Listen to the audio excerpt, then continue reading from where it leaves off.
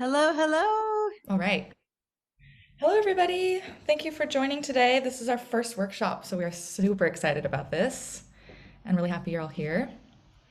And Sam, thank you for joining us for our first workshop. This is a big thing, and we're excited to have you as our first mentor. Yeah, I just thank you. wanted I just wanted to start by kind of giving just a quick little background on us for people who don't know who we are yet or aren't super familiar. So Pandion Music Foundation is a new nonprofit that we've just started in September.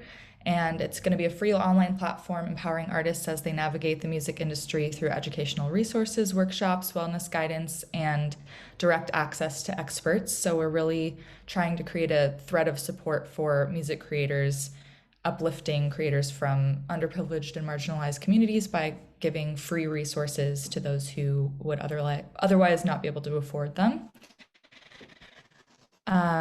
So we're really excited to be starting our programs, and we're going to be running these workshops once a week, and having guests on like Sam to help share information and tips and techniques, and their own expertise and experience in the industry that hopefully will help others learn about how they can create more sustainable careers for themselves in a challenging industry, as we all know. So, yeah. So, Sam, do you want to give a little background on yourself really quickly before we jump into more of the questions and get a little more detailed? Sure. And again, thank you for first guest on here. I'm honored. I um, know, yeah. crazy. So yeah, and I've Pretty fun. watched you all kind of plan and put this together, and been really just admire just what's behind it and the hearts and I know, like, a lot goes into setting up something like this. So uh inspired, and thank you again. And so yeah, for everyone, I'm Sam Knaak. I am here in Southern California, not too far outside of LA, although I raced out to another studio yesterday, and with traffic around here these days, I feel like I'm kind of far away from LA, but did close by, kind of on the border of Orange County and LA. And I've been here in Southern California since college. And the real quick kind of story to all of this is that I did super grow up loving music. I was just kind of addicted all the way from being a kid, not so much making the music, but just like consumer listening to stuff, even when I was like really, really young. And my mom put us in piano lessons, and then got into sports, and kind of didn't do too much in music through high school. And my first couple years of college, I came down to Southern California to play basketball for a smaller school out here. And it was the dorms, and going to shows with a lot of people. I tended to go to like a lot of the concerts around here, and I'd go close to the stage, and I was very like keen on watching what the guitar player was doing and the bass player, and how everything was working. So I think it just came from like really just being so mesmerized by it all, and just what like kind of music did for me and meant for me. And then in the dorms, there'd be guitars around, and I would like, grab one and start, picking around on it. And then someone would show you a couple chords. And there was also some really great songwriters that were like literally on my floor, in the dorms, that ended up being some really profound, great artists, and had full on music career. So as I got into college, it was like, man, I wanted to be a part of it. Like, how could I have my little way to, be a little piece of this? So I was kind of learning and getting better at guitar, and sometimes playing little coffee shops and stuff like that. I was usually off to the right because I was still a little insecure about my playing, but got better and better. And then also the recording thing was really early. I remember maybe my junior, senior year in college, there was a radio station on campus, and they had an 8-track reel to reel. and my buddy who was singer, dabbling and kind of rapping too. We would go in there and get drum machines or beat machines and try to figure it out how we could get that and his voice on a couple of different tracks. So that was kind of the where I kind of caught the bug from that. And then again, I think the fun part of it was just the kind of stepping up with all these other great, talented, people that were up and coming, just kind of, especially like post college.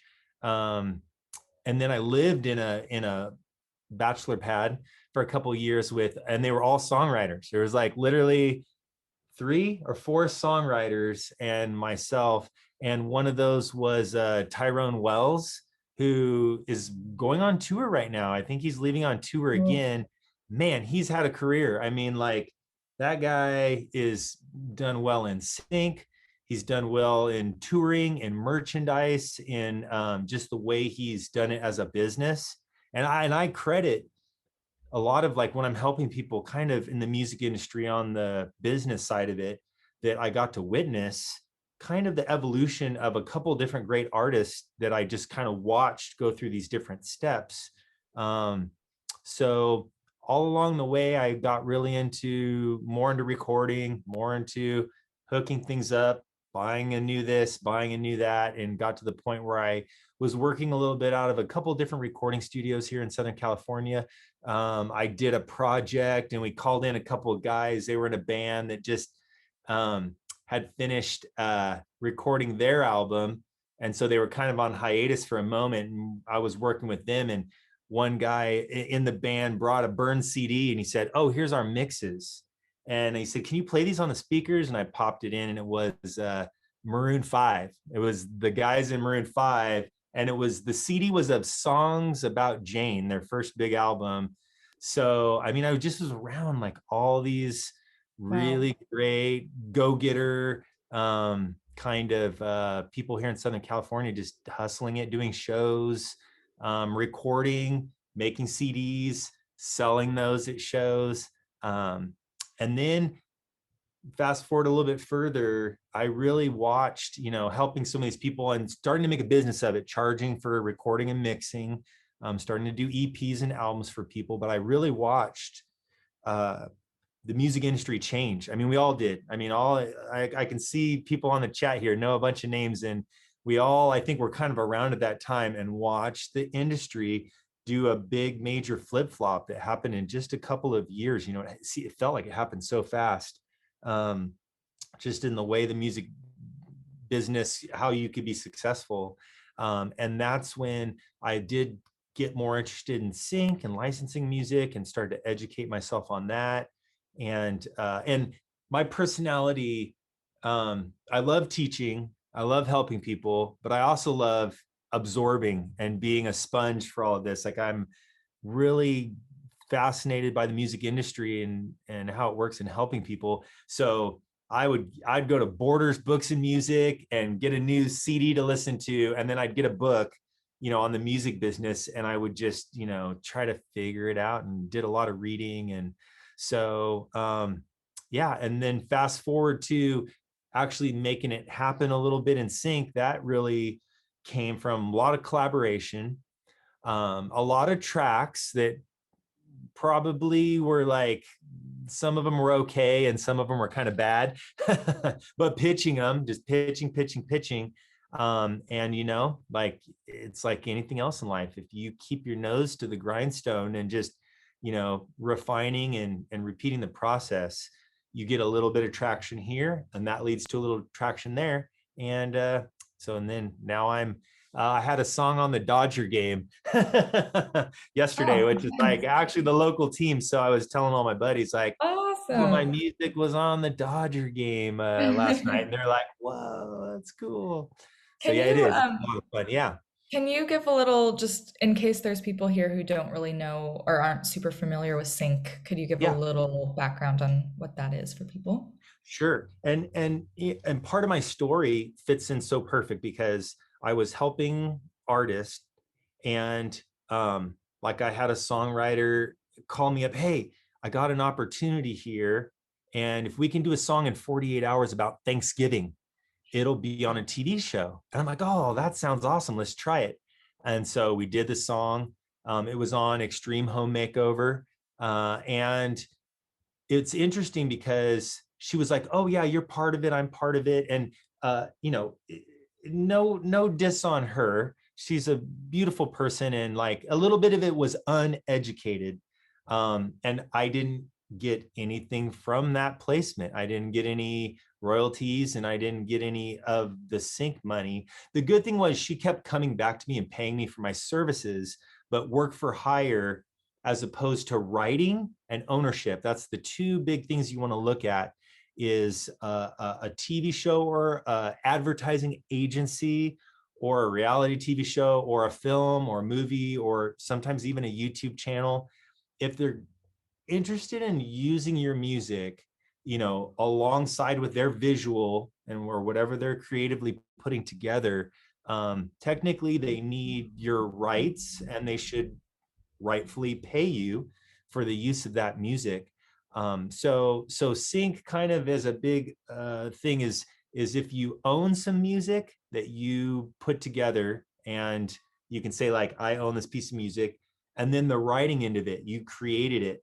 Those are the two sides that are, I would argue, invaluable to like have ownership. But then that trickles down into the logistics of all of it. And we'll see how far we get in all of that. That's a lot, but there's easy, you know, parts to it of, you know, signing up with a PRO, which is a performance royalty organization that will do some of the work for you to collect some of what's owed to you. And also building these relationships and understanding how the beginning side of sync is like a contract to use some of your music. So again, my thing was I all of a sudden had a ding ding ding moment of I need to like learn. I need to like educate myself, and so that I don't get in situations where something that I had my, you know, hand on or ownership of, you know, would get used and I don't collect anything from that. So invaluable, like part of all of it. Great. Yeah, it's such a there's so much to learn, I feel, in this. Like, I just entered kind of this whole scene like just a little over a year ago, and there's like endless amounts of information to learn, which is what I'm finding. Yeah. But that's why these kinds of workshops I think are so important, Yeah.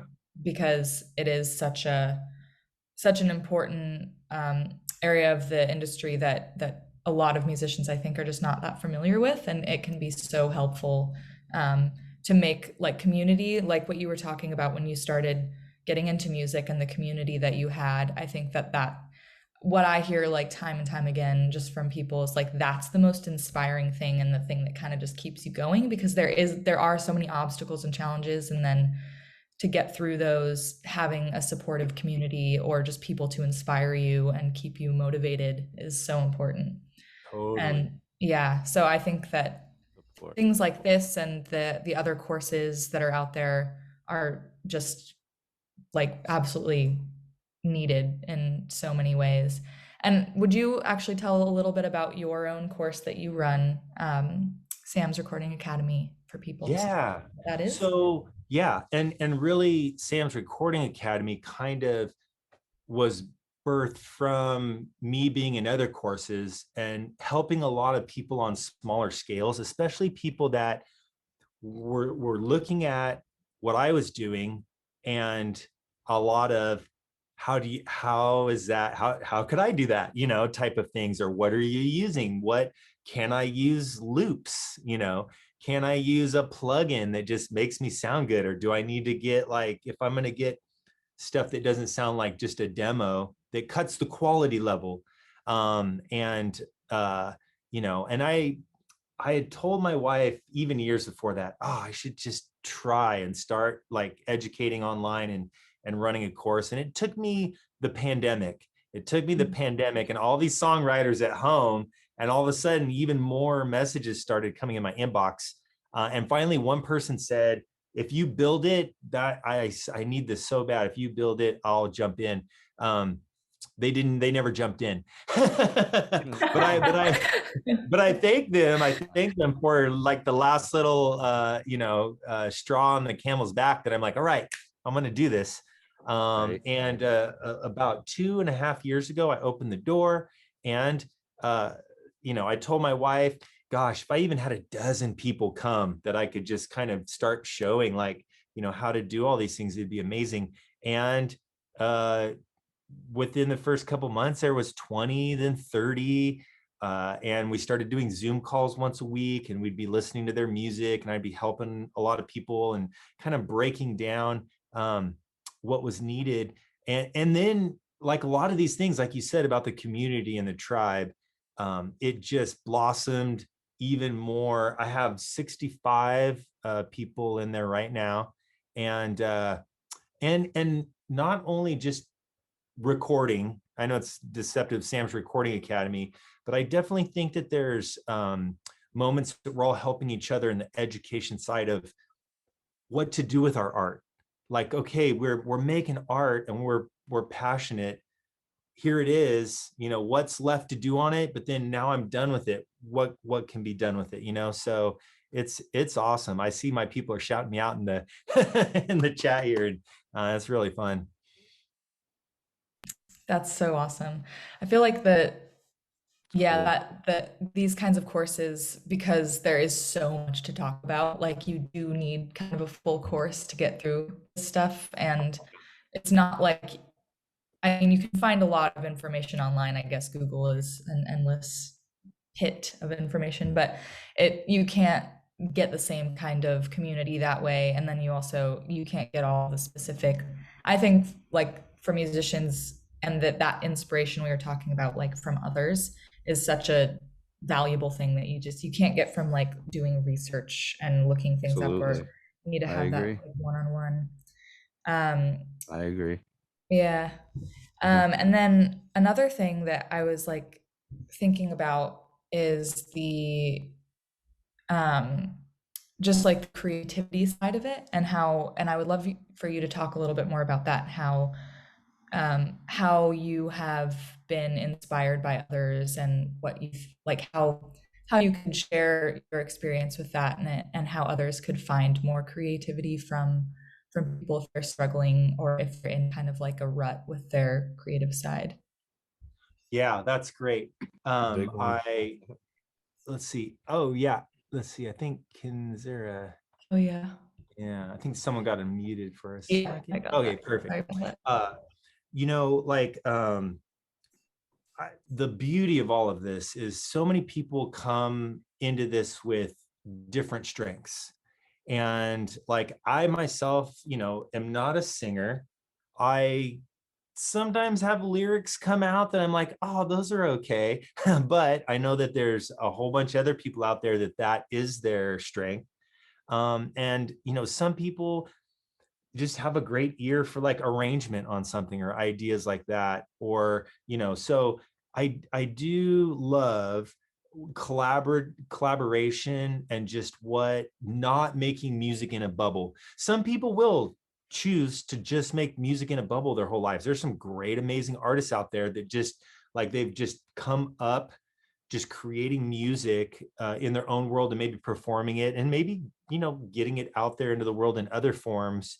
But what I think is so cool is when groups or different people start to come together, and I think the education of that is so great.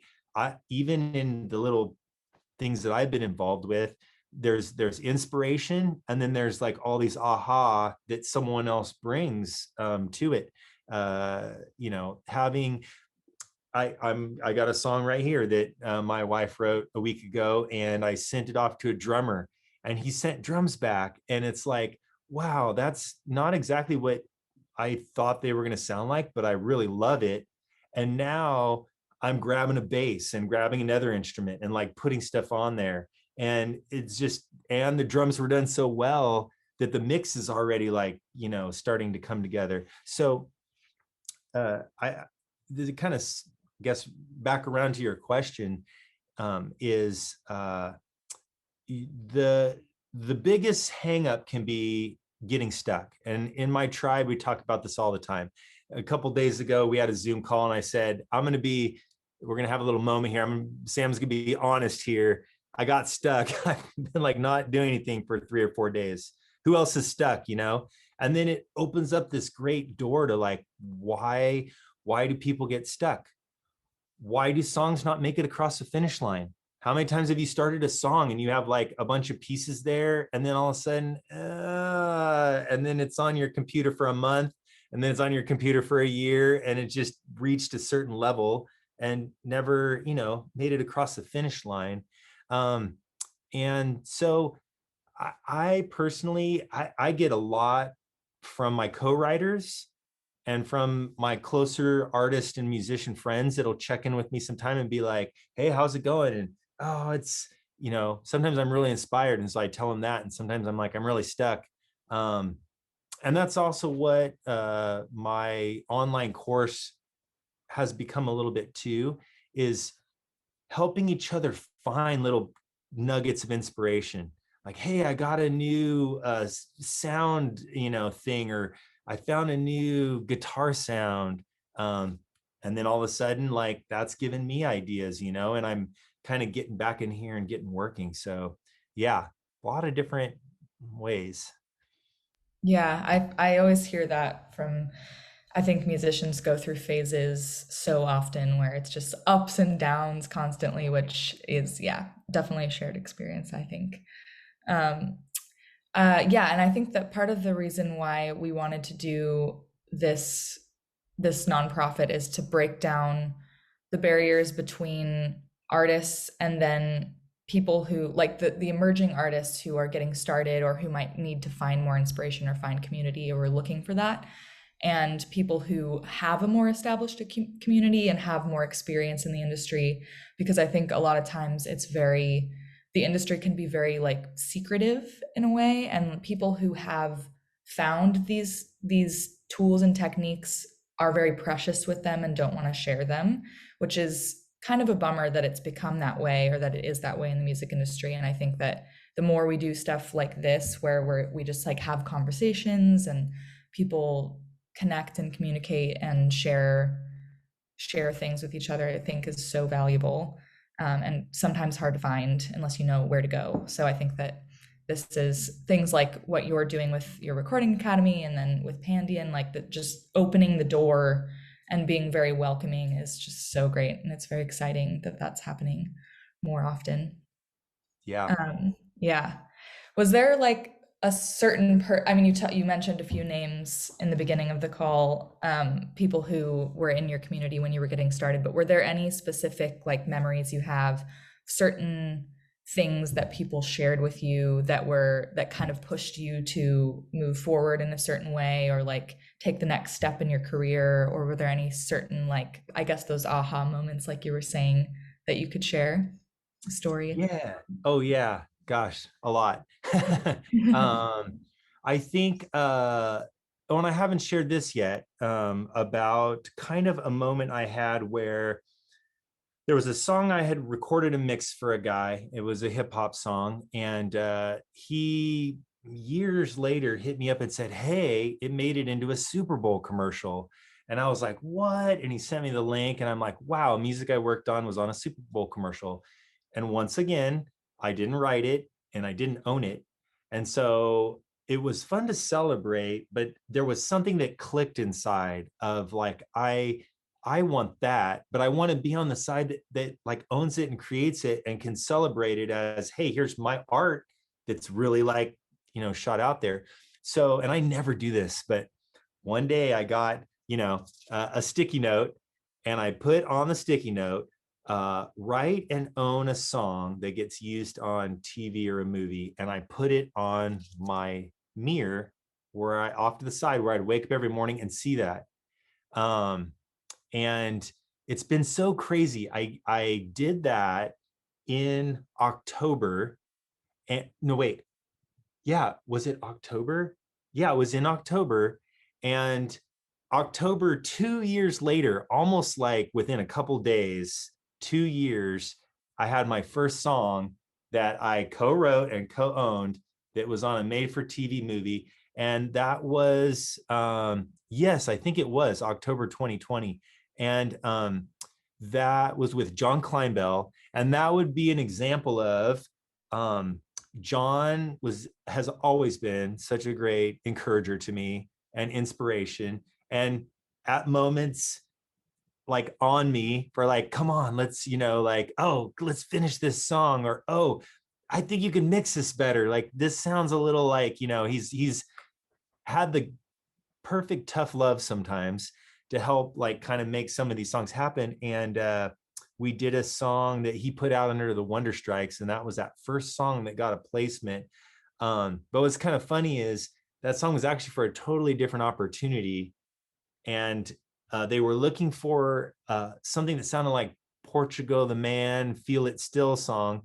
And so, we we're going for that feel and that vibe. And that's also another cool challenge, is to get a brief where they're looking for something and have the feeling like, I can make that, I can do that. Like, let's, I'll get out here and right away, I'll just go for it and try. And when John called me and said, hey, our song's going to be on a movie, and then a couple of weeks later, the movie came on TV. I was on the phone with him as it was airing live. And then we heard our song, and both of us were like jumping up and down, in our living rooms. And I think that was something that really opened up the portal for me. And all of a sudden I was like, I get this and I can do this. So yeah, that's a pretty good one right there. That's a great story. I love hearing those kinds of stories from people, because it's inspiring to hear that the success, the wins are Yeah. always good to hear. Keep Yeah. moving. Yeah. I was gonna ask you about, like, I feel like I've struggled with like perfectionism a bit with like my own artist music, and then when I entered kind of the sync world, that was a bit challenging for me, because I think I would get really connected to my own artist songs, and so kind of like making that transition to, like, this is more of like a job kind of for me, the sync side of it, and I can have both at the same time and they can be different, but kind of trying to like juggle that like perfectionist in me, and like not wanting to be done with something yet when it could be done, but then also kind of still holding a high bar, because you do want to, you want to make sure that you are releasing something that's of the best quality that you can. So I wanted to ask you about that, and what your experience has been with kind of finding techniques to get through that kind of challenge. Yeah, no, that's a great question. My personality is a little bit more non-perfectionism. I was an art major in college. I did like abstract art. I did like graffiti art, modern art. And there would be in the college art rooms, the person with the little tiny paintbrush painting some like really detailed thing next to me. And I'd be like, just making stuff. Oh yeah, that looks done, and but so that's maybe a blessing and a curse, kind of, to have that. And I definitely have my counterparts that I do music with that are very detail oriented and perfect, and have that perfectionism type thing. And so there's one thing of finding a balance for me. Some of it's been finding other people that complement, whether those people become, a mentor to you or a collaborator with you. But one thing that I was sharing, there was a group of producers and songwriters just recently. We were all sitting around talking about, this whole music industry and this whole game. And it was a great conversation. And one thing that I shared was kind of something that it's been a connecting point for me lately, is thinking about investments, thinking about investing, because I think a lot of this stuff overlaps. And I did a couple of years of studying like investing in portfolios in the stock market. And I was kind of thinking about this whole music thing. And for someone who's working towards making a business out of this, there's a lot of correlation here. And you might go and invest in different ways in different things as you're going along.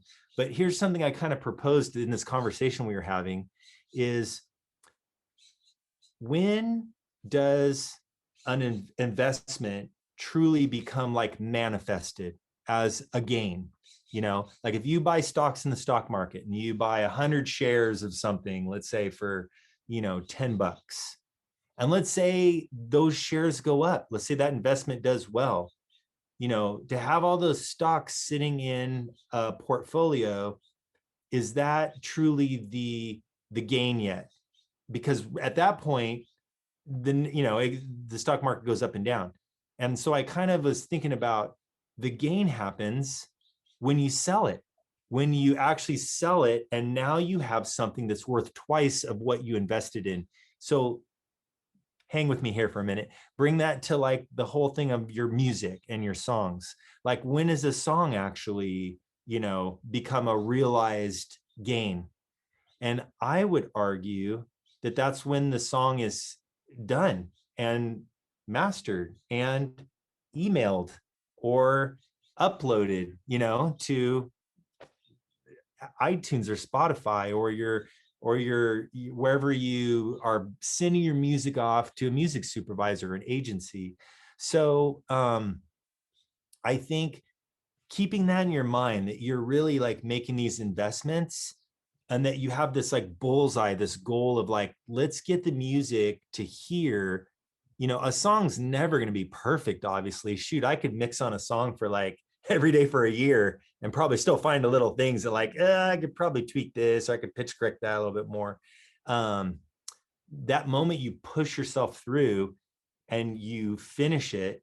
Sometimes I tell songwriters, get a mastering engineer, get that as best as you can get it, and send it off to mastering. And when you get that file back and you pay for that mastering, that's a great like stamp. That's like, boom. That's like selling the stock. It's now in your bank account instead of well, they used to be on paper. I think stocks used to have a piece of paper that went with it. But yeah. So Yeah, that's such a great analogy. I feel like that it's hard as musicians sometimes to like give yourself the pat on the back or the credit with each milestone, because you always have these goals ahead of you. So it's like you're never really reaching them because you're always going to have more. So it's like oh, true. if you don't give yourself that credit for reaching the smaller goals, then it can be like such a like just a struggle if you don't do that. So I think that's so important, because then Yeah. it's true. Like I think that like the big thing is just creating. That's what we're all trying to do. It's Yeah. not necessarily what happens with the music. It's just putting it out into the world and having people accept it or not accept Yeah. it. Either way, it's like just having it out there and getting it out there is the biggest thing, I think. Yeah, it's so true. And you can't control what happens afterwards. Again, Yeah. like, have Yeah. all these examples of like, I turned a song in for this. I was like, oh, that nails it. I mean, that is so good. I can't imagine that they're not gonna use this, Yeah. for something. And then a month goes by, and then 2 months and 3 months, and oh, well, I guess it didn't get used. Yeah, Yeah. you can't control outcomes for sure. So Yeah. it's the thing you can control, which is like, at putting in the hours and writing the songs and Yeah. tracking the stuff. And yeah. Yeah, I just actually saw someone I follow on Instagram just shared a video that Patti Smith posted, I think recently. She was doing like some interview about a book she'd recently written and was talking about like the whole selling out thing as an artist. Mm. And because I think specifically she's had a lot of experience with people say, because she was like such a quintessential like artist for the art kind of person, and then when she actually like made it big, I think a lot of people were like, oh well, didn't now you're like you've sold out, like don't you want like don't why do you want this fame, why do you want this like exposure, all this, don't you want to just do the art? And she was kind of saying like, well, this is ultimately I'm an artist to be sharing with as many people as I can, and I want to reach as many people as I can so I can inspire those people, or so that I can like uplift them in some way, and that's my ultimate goal in what I do with my art. So it's not really selling out. I mean, I think there are ways that you can lose yourself as an artist, but I think if you stay true to yourself and authentically do that, then then it's not. And I think with sync, that's often talked about because of just the stereotype, especially of like what sync used to be in the past and now what it is now. And I think it's changed a lot, and there can be misconceptions there. But Yeah, I yeah. agree. Yeah. Well, I would love to open up for questions if that's okay, because I think Yeah. that it would be really great to hear from people. Um, so let's see if anybody has questions that you'd like to ask Sam directly. Um, Maybe just put up a little hand and we can unmute you. Don't want it to get too crazy if a bunch of people have questions here. If not, then we can just keep chatting. But Yeah, and Rebecca put in there about a little advice to newcomers too. But yeah, if anyone yeah, has questions. yeah, if nobody has questions yet, then maybe you could just talk on that a little bit. Going once, going twice. Yeah. Hello. Yeah, and it's been really cool and interesting lately that I've stumbled on some new local talent that I've started to work with. And some of them are like, no, like sync is like not even on their radar at all. So it's like I've gone into like, I even did a co-write session and we got a cool song. And a couple of things I kept nudging him and kind of, moving the song in this direction. And he was like, why that? And I said, well, because it makes it a little bit easier for someone to maybe use it on TV and film. And he was like, oh, huh. And that led to some really great conversations.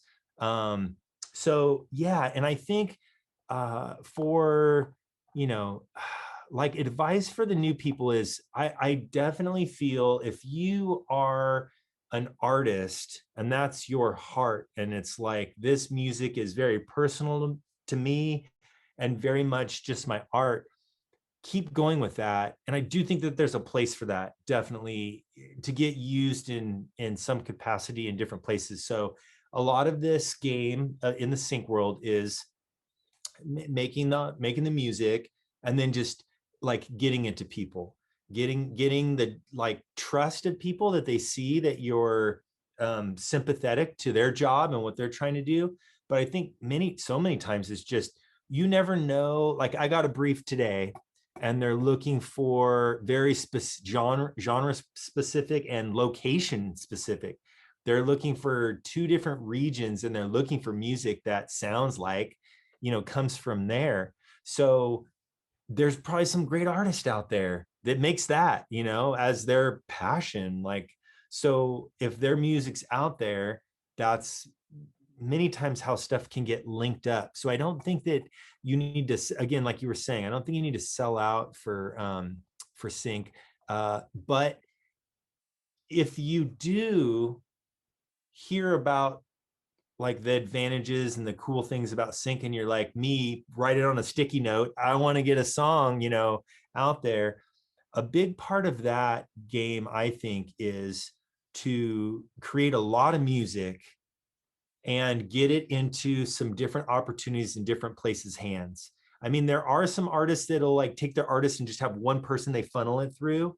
But the people I know that are doing really well at it, and there's some like success there, and some monetary business success as well.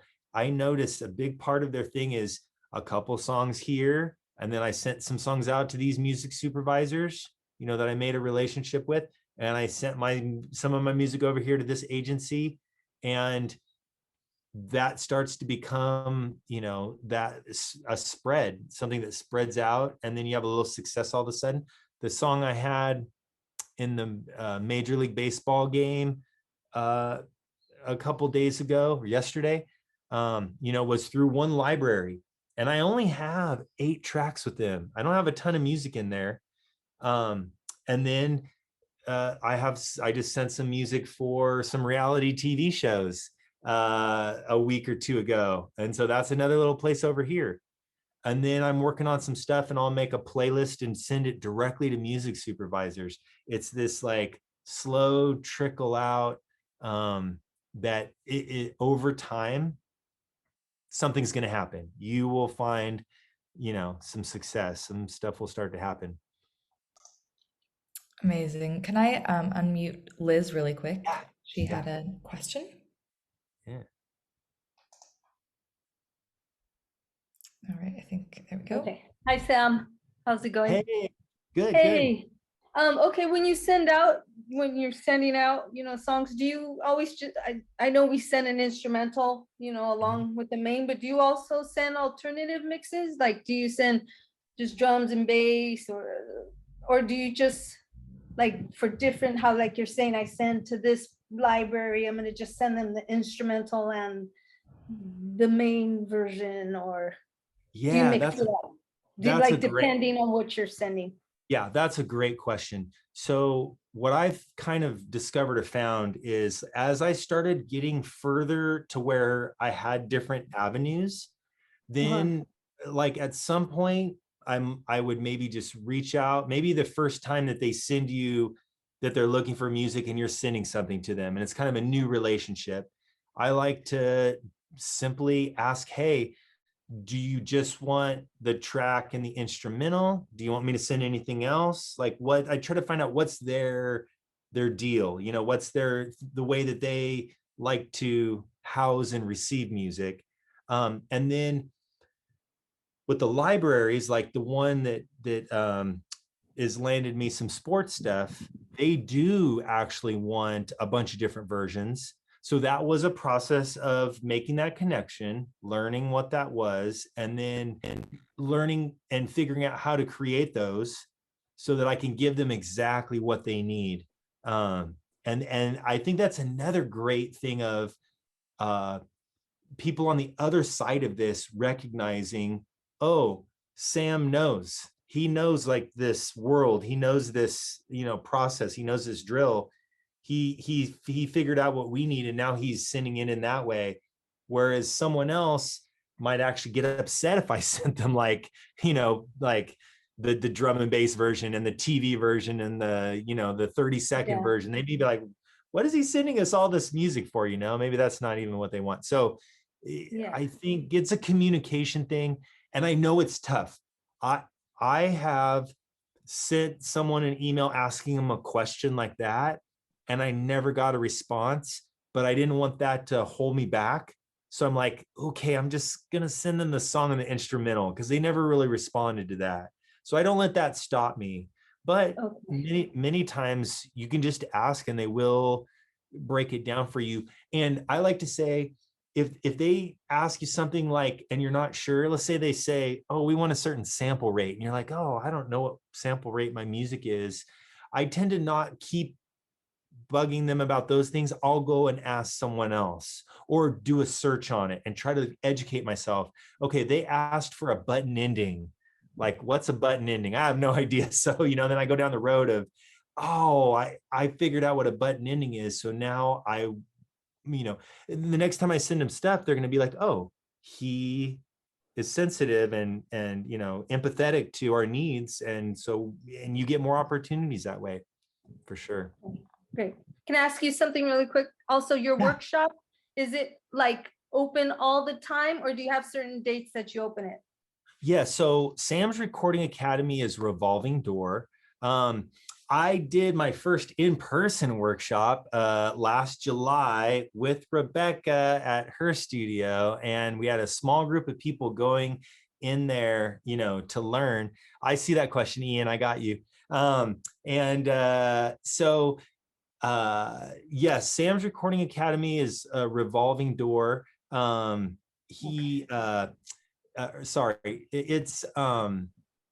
have some people jump in and hang out for a while and go along with the learning and I give like different exercises or different things a lot of times. Sometimes there's opportunities. This month in October, my Recording Academy students are making some tracks for a new library that's like a startup. And so sometimes I get opportunities and I'm like, I have no reason to hoard this. I reached out to the person to say, hey, would this be okay if my tribe, my group that's making all this great music, and then I can link up, people, with each other. So Ian said, what is a button ending? Ian wants to know what a button ending is. A button ending, what I discovered, and for this particular company that wants these, is a song that does not, I think of it this way, it doesn't end leaving you hanging, which is something that artists and songwriters like to do. At the end of the song, and they end on the, before the root note, they end on a chord that like doesn't resolve. And so you have that feeling like it didn't resolve. So button ending, what they want is on the one at the end, I will add the root chord and a medium fade. A medium fade typically works well for them, not like a short fade. And the reason why an editor might want a button ending is for transitioning into the next scene. And which brings up another great thing is, if you have not landed something and you've been working at it for a while, keep going.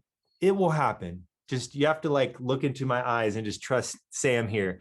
It's gonna if you haven't had this experience of having your music get used for something, it's coming. And the beauty of it is once it starts to happen, it's a whole new level that's unlocked for you. Is like, I see how they just use my music in that scene or that ending transition. And that becomes a muscle memory thing that goes back into your music as you're making the next song. And it builds. You get better and better. I just want to get one more question in, Yeah. that somebody asked, Brittany asked up here, about work for hires versus, so she said, what are your thoughts on collaboration as far as work for hire? Should everyone be working together without charge and place together, or some payment? Curious about your thoughts in general. Yeah, another great question. So back to my investment analogy here.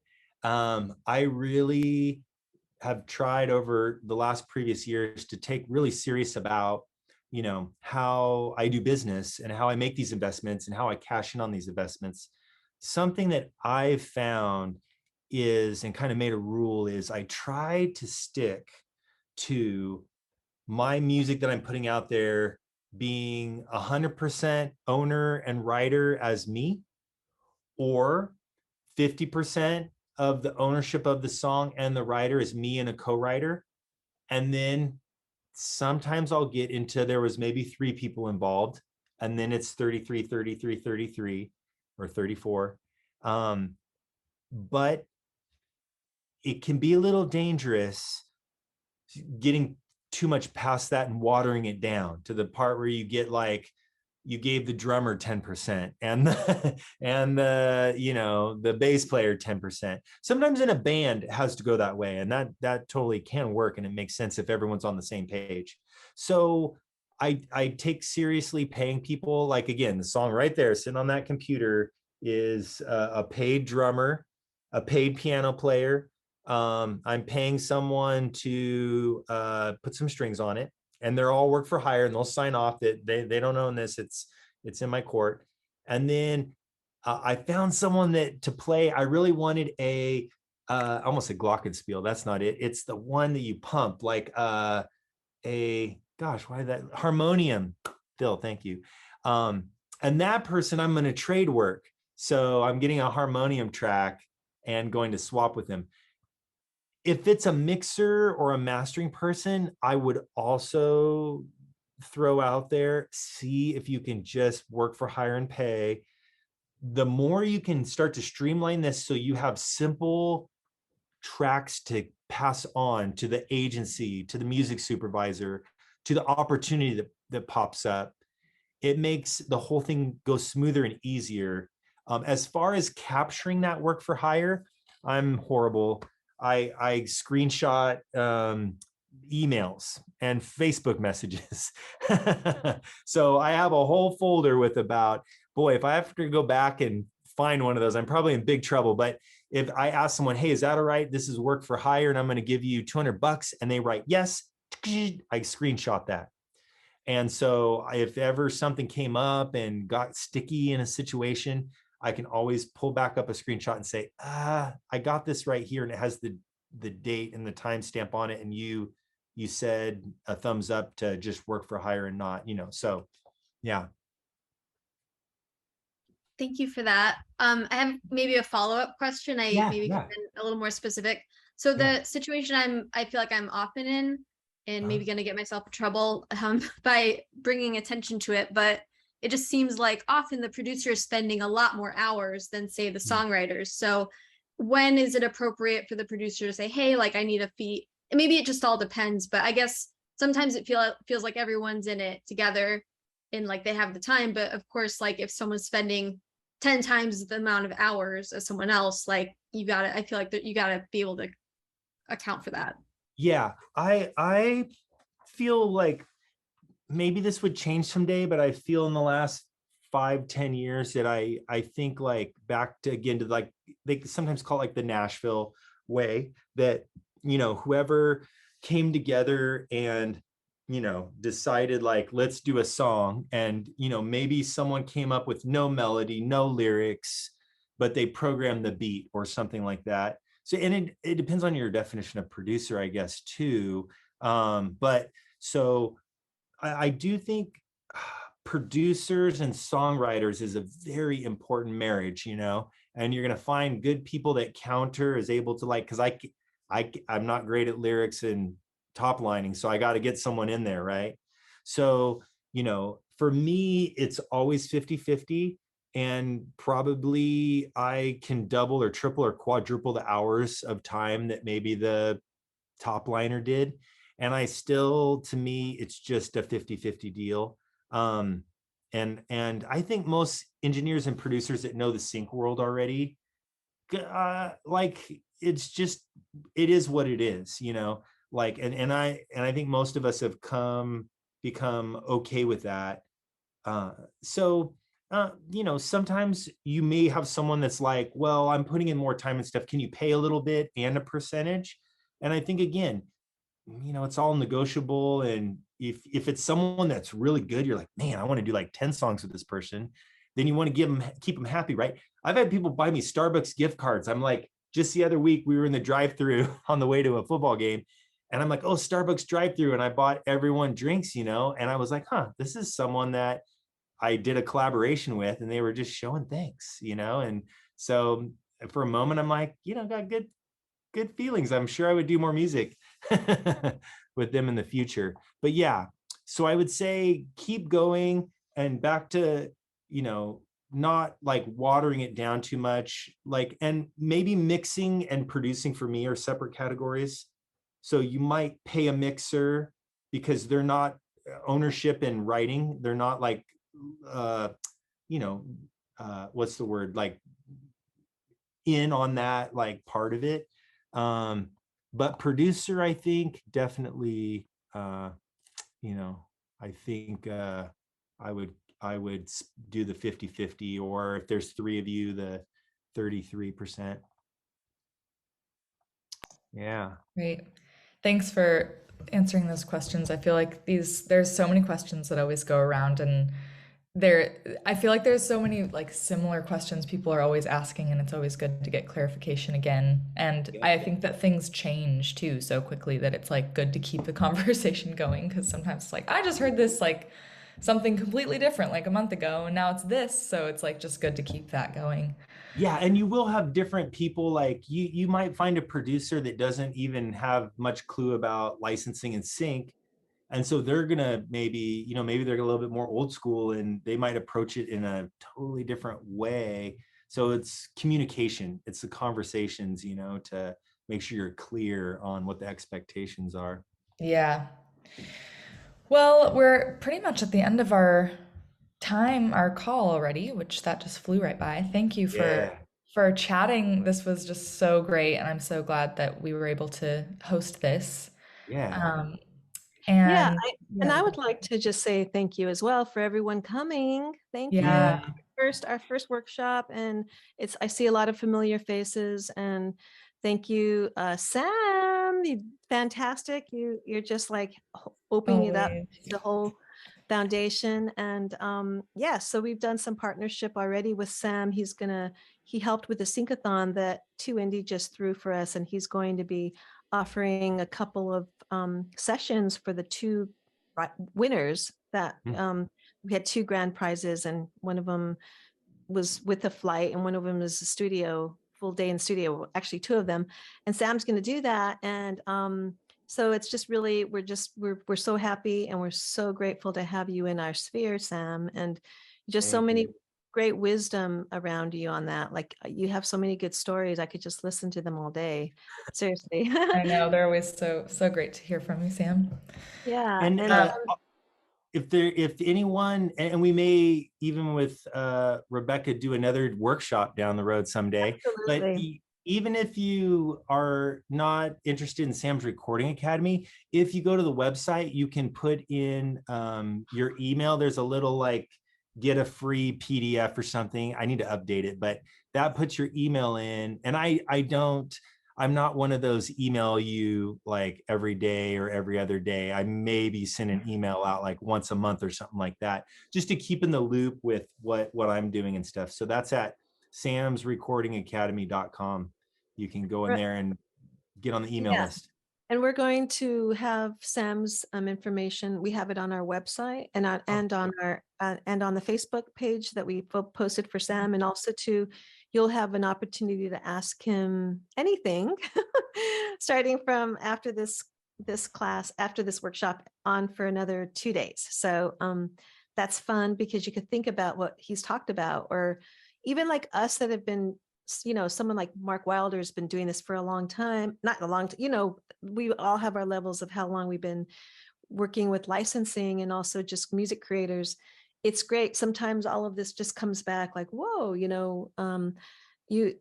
have these new questions that maybe just being in this new place with a new vision, or somebody who's just starting off. I have the simplest question, and Sam could be there to answer that. And it's just really solid, amazing information. And partnership with anything with you, Sam, and Sam's Recording Academy. We're super happy about that. Thank you. Yeah. Great. Well, if people haven't joined our creators circle on Facebook, please join our group and we can have conversations and continue conversations on there. And then you'll see Sam's little Ask Me Anything for the next couple days till the end of the week. So yeah, thank you everybody for joining. Appreciate you all being here and taking time. Thank you, everybody. Thank you, Sam. Yeah, thank you for having me. Sam. It's been awesome. So good to see you virtually. We'll have you back again for sure. Oh, and a few others that I see in the chat, in the group. Yes, definitely. Okay. All right. Thanks, everyone.